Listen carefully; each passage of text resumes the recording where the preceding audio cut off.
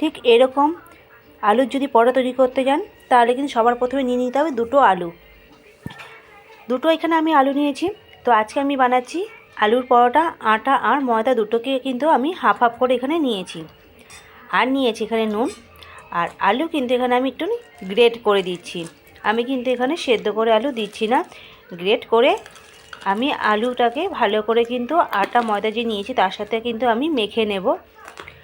এইভাবে কিন্তু আলুর পরোটা করলে খুব সুন্দর কিন্তু খেতে লাগে, টেস্টও কিন্তু অসাধারণ হয়। একটু অন্যরকম, অন্য স্বাদে খেতে কিন্তু লাগবে অসাধারণ। তো এখানে কিন্তু আমি এই যে আলুর পরোটা বানাচ্ছি, এইখানে আমি তার জন্য কিন্তু নিয়েছি আমাদের মা ছেলের পরিমাণ মতো আটা ময়দা, যেটা আমি তোমাদের বললাম।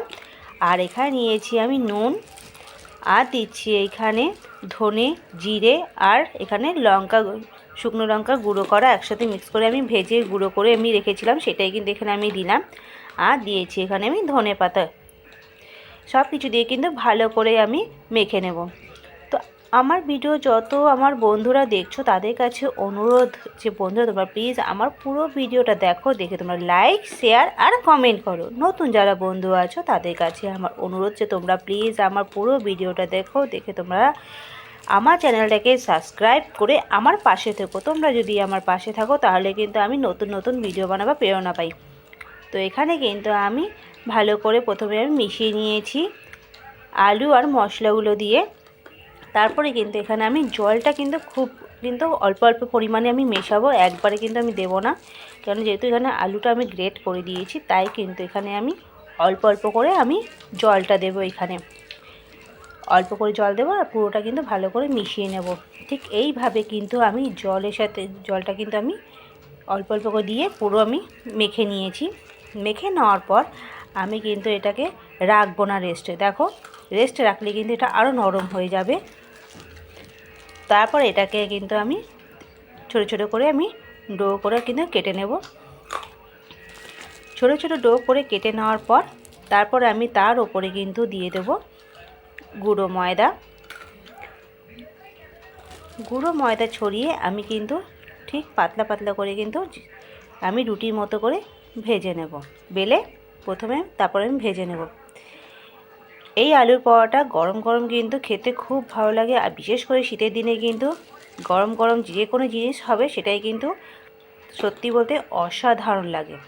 তো যাই হোক না কেন, তো এই শীতের মধ্যে কিন্তু আমাদের এই একটাই হচ্ছে রেসিপি, সেটা হচ্ছে নতুন নতুন পরোটা বানাও আর নতুন নতুন স্বাদের করে খাও। মানে এই সময় আমাদের হাতের কাছে পেয়ে যাই আমরা অনেক রকমের সবজি। তো সেই সব দিয়ে কিন্তু আজকে আমাদের এই শীতের আমার মরশুমে নানা রকমের আমাদের ভিডিও বানাবার একটা নতুন একটা সুযোগ আসে। তো আজকে তার মধ্যে আমি শুধু নিয়ে এসেছি সবার প্রথমে আলুর পরোটা। তো এখানে কিন্তু আলু তো আমাদের সবসময় থাকে ঘরেতে, তো সেই আলু দিয়েই কিন্তু আজকে আমি এই পরোটা বানাচ্ছি।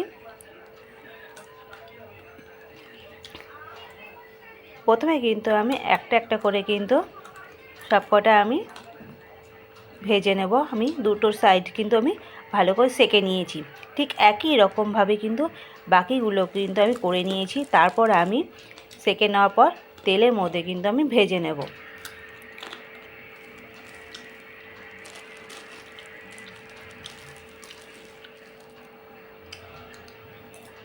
তেলের মধ্যে আমি দুটো সাইড ভালো করে ভেজে নিলাম। দুটো সাইড ভালো করে ভাজা হয়ে গেলে তারপর কিন্তু আমি নামিয়ে নেব। ঠিক একই রকমভাবে যেই রকমভাবে আমি সমস্ত পরোটাগুলো ঠিক এইভাবে রুটির মতো করে ভেজে আমি সেঁকে নিয়েছিলাম, তারপর সব কয়টা আমি তেলের মধ্যে আমি ভেজেছি। ঠিক একই রকম করে কিন্তু বাকিগুলো আমি করব।